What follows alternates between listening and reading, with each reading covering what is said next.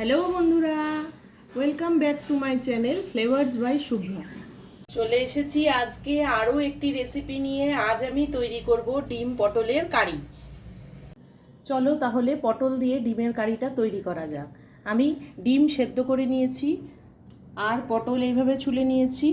আলু, টমেটো, পেঁয়াজ, কাঁচা লঙ্কা, আদা, রসুন, এদিকে মশলার জন্য জিরে, গরম মশলা আর একটু চিনেবাদাম আর কিশমিশ নিয়ে নিয়েছি। এই সব মশলাগুলো এবারে আমি পেস্ট করে নেব। দেখো কড়াইতে তেল গরম করে নিয়েছি। এবার 1 চিমটি হলুদ দিয়ে আমি ডিমগুলো ভেজে তুলব। ডিমগুলো একটু গা কেটে নিয়েছিলাম।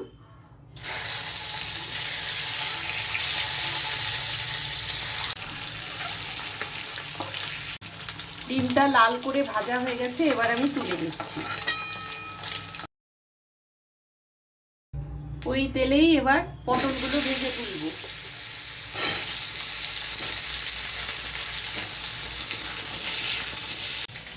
দেখো মশলাটা পেস্ট করে নিয়েছি। এর মধ্যে এবার আমি লবণ, হলুদ আর একটু কাশ্মীরি মির্চ অ্যাড করে দিলাম।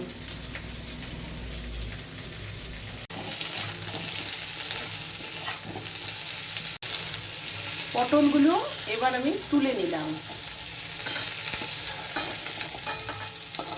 দেখো ডিম আর পটল দুটোই ভাজা হয়ে গেছে।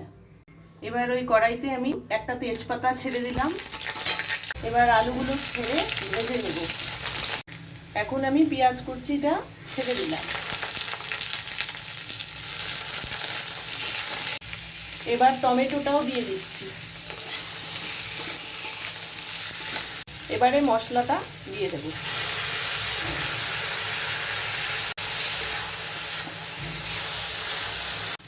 দেখো মশলাটা অনেকটাই কষেছে।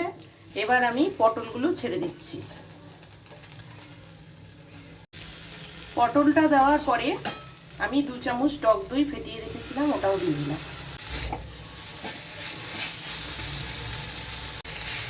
ভালো করে কষাতে হবে।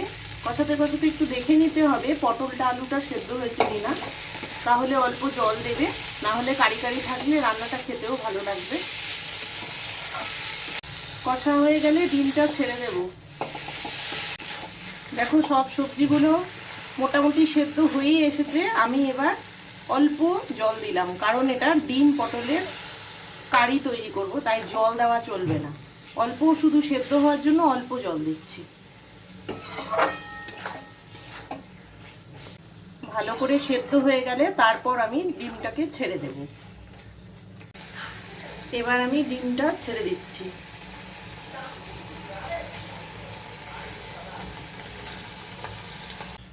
দেখো রান্নাটা তৈরি হয়ে গেছে। তোমাদের যদি আমার এই রান্নাটা ভালো লাগে তাহলে আমার চ্যানেলটিকে সাবস্ক্রাইব করে দিও, আর যারা ফেসবুক পেজ থেকে দেখছো তারা পেজটিকে ফলো করে দিও।